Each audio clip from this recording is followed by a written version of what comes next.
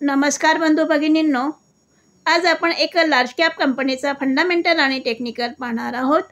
जी company आपल्या 52 week हायजवळ trade करीत आहे त्या कंपनीचं नाव आहे GMR एअरपोर्ट्स इन्फ्रास्ट्रक्चर लिमिटेड. या कंपनीचा फंडामेंटल आणि टेक्निकल पाहण्याअगोदर तुमच्यासमोर हा चार्ट दिसत असेल. या चार्टमध्ये या कंपनीने 2007मध्ये बघा 2007मध्ये या कंपनीने 118 रुपये ऑल टाईम हाय लावला होता. तर 2007 नंतर या ऑल टाईम हायजवळ ही कंपनी पोचली नाही. त्यानंतर या कंपनीच्या शेअरची किंमत कमी कमी होत गेलेली आहे आणि आत्ता 2024मध्ये या कंपनीचा शेअर आपल्या ऑल टाईम हायकडे जात आहे. आता किंमत चालू आहे 98 रुपये म्हणा किंवा 97 रुपये म्हणा. तर आपल्या ऑल टाईम हायकडे जात आहे. 118 रुपये ऑल टाईम हाय तो 2007मध्ये लावला होता आणि आता चालू आहे 2024. म्हणजे या मधल्या काळामध्ये ह्या कंपनीने अंडर परफॉर्मन्स केलेला आहे. या मधल्या काळात ती आपल्या ऑल टाईम हायजवळ पोचली नाही. का पोचली नाही? मग ही लार्ज कॅप कंपनी असूनसुद्धा आता 2024मध्येच का ती आपल्या ऑल टाईम हायकडे जात आहे? त्याच्या अगोदर का गेली नाही? तर याचं कारण आपण पुढे पाहणार आहोत. या कंपनीचा थोडक्यात माहिती मी तुम्हाला सांगते. GMR समूह हे एक भारतीय बहुराष्ट्रीय समूह आहे ज्याचे मुख्यालय नवी दिल्ली येथे आहे. गांधी मल्लिकार्जुन राव म्हणजे GM राव यांनी 1978मध्ये या समूहाची स्थापना केली होती. त्यात GMR infrastructure, GMR energy, GMR विमानतळ, GMR एंटरप्राइजेस यासह अनेक कंपन्यांचा समावेश आहे. सार्वजनिक व खाजगी भागीदारी मॉडेलचा वापर करून समूहाने भारतात अनेक पायाभूत सुविधा प्रकल्प राबवले आहेत. फिलिपिन्स आणि ग्रीससह अनेक देशांमध्ये पायाभूत सुविधा, ऑपरेटिंग मालमत्ता आणि प्रकल्पासह समूहाची उपस्थिती देखील आहे. GMR समूह विमानतळ, प्रमुख ऊर्जा उपयुक्तता, महामार्ग आणि शहरी पायाभूत सुविधांची मालकी, विकास, संचालन आणि व्यवस्थापन करते. जवळपास $25 बिलियन निव्वळ मालमत्ता बेससह GMR समूह भारतातील सर्वात मोठ्या पायाभूत सुविधा विकास कंपन्यांपैकी एक आहे. GMR समूह पालम दिल्ली येथे स्थित इंदिरा गांधी आंतरराष्ट्रीय विमानतळ चालवण्यासाठी प्रसिद्ध आहे. GMR पायाभूत सुविधा प्रामुख्याने विमानतळाचा विकास, देखभाल आणि संचालन, वीज निर्मिती, कोळसा खाण आणि उत्खनन क्रियाकल्प, महामार्गाचा विकास, विशेष आर्थिक क्षेत्राचा विकास, देखभाल आणि संचालन या बांधकाम व्यवसायात गुंतलेली आहे. कंपनी हे जागतिक स्तरावर दुसरे सर्वात मोठे खाजगी विमानतळ ऑपरेटर आहे, ज्याच्या भारतातील हवाई वाहतुकीत 26% वाटा आहे. हा समूह दिल्ली आंतरराष्ट्रीय विमानतळ आणि हैदराबाद आंतरराष्ट्रीय विमानतळाची मालकी आणि संचालन करतो. पुढे कंपनी उत्तर गोव्यातील मोपा येथे ग्रीनफील्ड विमानतळ आणि आंध्र प्रदेशातील भोगापुरम, विजयनगरम येथे आंतरराष्ट्रीय ग्रीनफील्ड विमानतळ विकसित करत आहे. तर अशा पद्धतीने ही एक लार्ज कॅप कंपनी 52 वीक हायजवळ ट्रेड करीत आहे. 2007मध्ये ऑल टाईम हाय लावला होता. आता 2024मध्ये ती आपल्या ऑल टाईम हायकडे जात आहे. का जात आहे इतका उशिरा? याचं कारण आपण या कंपनीचं माहिती मिळवल्या. तर या कंपनीचं आता फंडामेंटल आपण पाहूया. या कंपनीचा मार्केट कॅप आहे 58,983 कोटी रुपये. या कंपनीचा PE रेशो दिलेला नाही. या कंपनीचा शेअरचा ROC आहे 6.39 आहे आणि या कंपनीचा शेअरचा ROE दिलेला नाही. डेबिट टू इक्विटीचा विचार केला तर डेबिट टू इक्विटी पण दिलेली नाही. पण डेबिट टू इक्विटी म्हणजे या कंपनीवर कर्ज आहे, ते कर्ज मी तुम्हाला पुढे दाखवेल. प्रमोटर होल्डिंग 59.1% आहे आणि प्लेज पर्सेंटेजचा विचार केला तर 58.2 आहे. म्हणजे या कंपनीचे जे प्रमोटर आहे त्या प्रमोटरने आपले शेअर गहाण ठेवलेले आहेत आणि त्याचं प्रमाण आहे 58.2%, म्हणजे 50%पेक्षा जास्त शेअर गहाण ठेवलेले आहेत. आणि शिवाय या कंपनीवर कर्जसुद्धा आहे. या कंपनीचा ROCEसुद्धा कमी आहे, ROE पण दिलेला नाही आणि ROC पण कमी आहे. तर पुढे बघा, हा चार्ट तुम्हाला दाखवलेला आहे. या ठिकाणी सुद्धा दाखवते की हा 2007मध्ये ऑल टाईम हाय लावलेला होता आणि आता 2024मध्ये आपल्या ऑल टाईम हायकडे जात आहे. त्यानंतर या कंपनीची सिमिलर कंपन्या आहेत. लार्सन अँड टुब्रो आहे, त्यानंतर वॅरीज रिन्युएबल आहे, HFCL आहे, RITES आहे. या कंपनीशी सिमिलर कंपन्या आहेत. त्यानंतर या कंपनीचा क्वार्टरली रिझल्ट दिलेला आहे. सध्याचा क्वार्टरली रिझल्ट हा मायनसमध्ये लागला आहे. मायनस म्हणजे निगेटिव्ह 168 कोटी रुपये आहे. त्याच्या अगोदरचा पण निगेटिव्ह आहे, त्याच्या अगोदरचा पण निगेटिव्ह आहे. जर एकंदरीत पाहिला तर आतापर्यंतचा नेट प्रॉफिट या कंपनीचा निगेटिव्ह आहे. हा क्वार्टरली झाला 2021 ते 2024पर्यंतचा.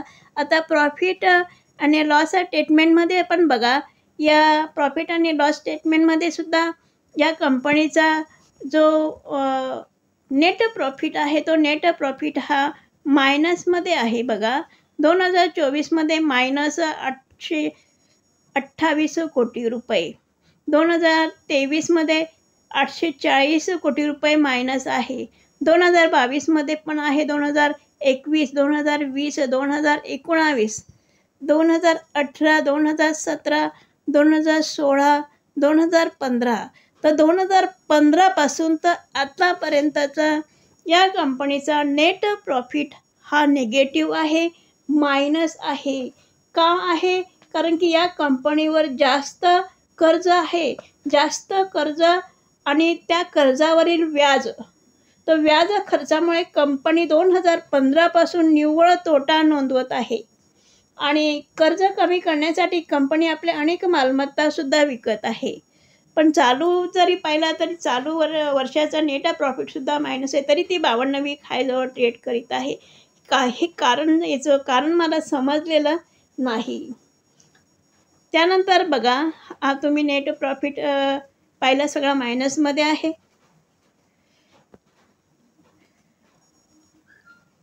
प्रॉफिट ग्रोथ बघा, मायनस या ठिकाणी दिसत आहे. रिटर्न ऑन इक्विटी या ठिकाणी नोंदवलीच नाही आहे. प्राईस वाढलेली दिसते आहे. प्रॉफिट ग्रोथ मायनसमध्ये आहे. सेल्स ग्रोथ हा थोडा वाढलेला आहे. बॅलन्स शीट बघा, बॅलन्स शीटमध्ये या कंपनीवर 2013पासून बघा, 2013पासून ते 2024पर्यंत बघा,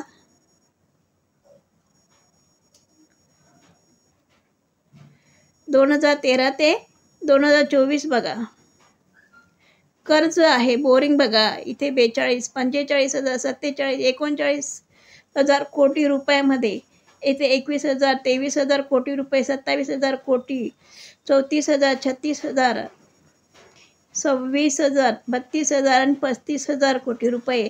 आणि या ठिकाणी रिझर्व बघा, रिझर्व सगळा हा मायनसमध्ये दाखवलेला आहे. रिझर्व इथून 19पासून मायनसमध्ये दाखवलेला आहे.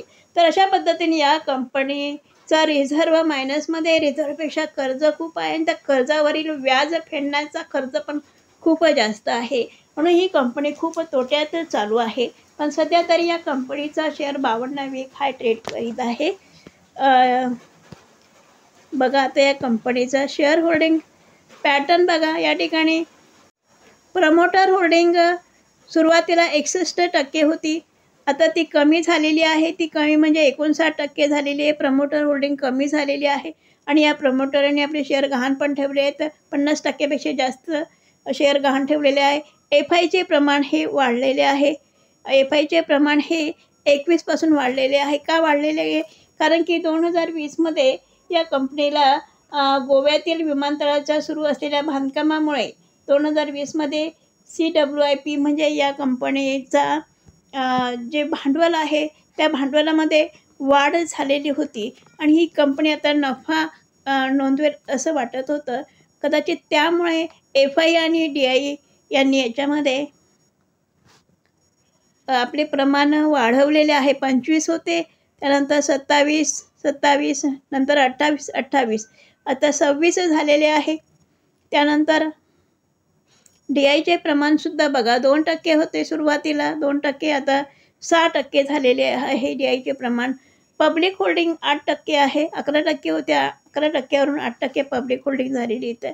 तर अशा पद्धतीने या कंपनीचा आपण फंडामेंटल पाहिला की या कंपनीचे जे प्रमोटर आहे त्यांनीसुद्धा आपले शेअर गहाण ठेवल्याशिवाय या कंपनीवर कर्ज आहे आणि अनेक 2015पासून ही कंपनी तोट्यामध्ये चालू आहे आणि निव्वळ जो नफा आहे तो निव्वळ नफा निगेटिव्ह आहे, मायनसमध्ये आहे.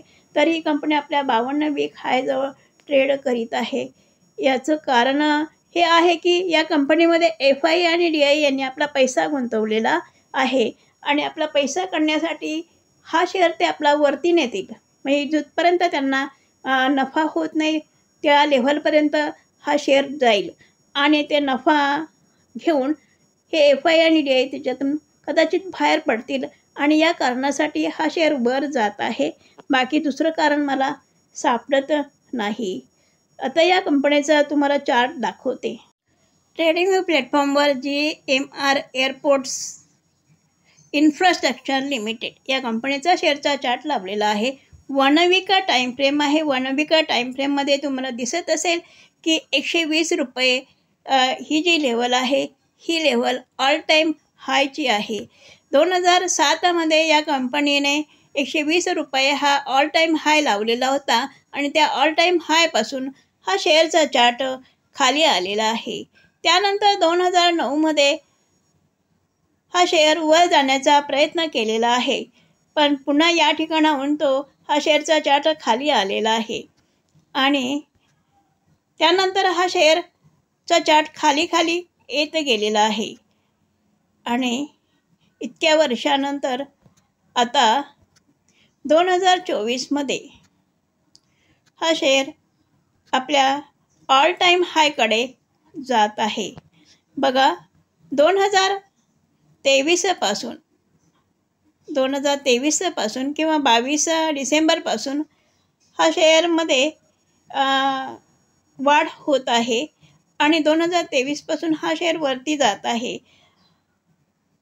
आणि 94 रुपयेपर्यंत हा शेअर या ठिकाणी गेला आणि इथून तो खाली आलेला आहे. म्हणजे 94 रुपये 56 पैसे हा एक रेजिस्टन्स आहे. या रेजिस्टन्सवरनं हा शेअरचा चार्ट खाली आला, पुन्हा वर जाण्याचा प्रयत्न केला, पुन्हा खाली आलेला आहे आणि आता पुन्हा हा जो रेजिस्टन्स आहे 94 रुपये 56 पैसे हा रेजिस्टन्स ब्रेक केलेला आहे या शेअरने. म्हणजे 52 वीक आहे ब्रेकआउट या स्टॉकने दिलेला आहे. हा शेअर येणाऱ्या दिवसामध्ये ही जी लेवल आहे 94 रुपये या लेवलला रिटेस्ट करण्यासाठी खाली यायला पाहिजे. रिटेस्ट करून खाली आला आणि जर वर गेला तर वर आपल्या ऑल टाईम हाय 120 रुपयापर्यंत किंवा 118 रुपयापर्यंत तो जाऊ शकतो. तर अशा पद्धतीने हा 52 वीक हाय ब्रेकआउट स्टॉक आहे, आपल्या ऑल टाईम हायकडे जात आहे. आपला ऑल टाईम हाय 118 रुपये किंवा 120 रुपये आहे. जर हा या लेव्हलला जो रेजिस्टन्स आहे आता सपोर्ट झालेला आहे, या सपोर्टला रिटेस्ट करण्यासाठी खाली यायला पाहिजे. रिटेस्ट करून जर वर गेला तर येणाऱ्या दिवसामध्ये तो आपल्या ऑल टाईम हायजवळ 118 रुपये किंवा 120 रुपये या ऑल टाईम हायजवळ तो जाईल किंवा या लेव्हलवरनं तो खालीसुद्धा येऊ शकतो. कारण की ही कंपनी सध्या तोट्यात चालू आहे, म्हणजे अनेक वर्षापासून तोट्यात चालू आहे. शेअर गहाण ठेवलेले आहेत, कर्जाचं प्रमाणसुद्धा जास्त आहे, आपली मालमत्ता ते विकत आहे, ऑल टाईम हायकडे जात आहे. म्हणजे हे FI आणि DI कुठपर्यंत घेऊन जातात त्यांच्यावर आहे शेवटी. तर पाहूया येणाऱ्या दिवसामध्ये काय होतं, आपल्या ऑल टाईम हायकडे जातो की या लेवलवरनं हा शेअर खाली येतो, पाहूया आपण. हा माझा व्हिडिओ जर आवडला असेल तर लाईक करा, शेअर करा आणि सबस्क्राईब करा. धन्यवाद.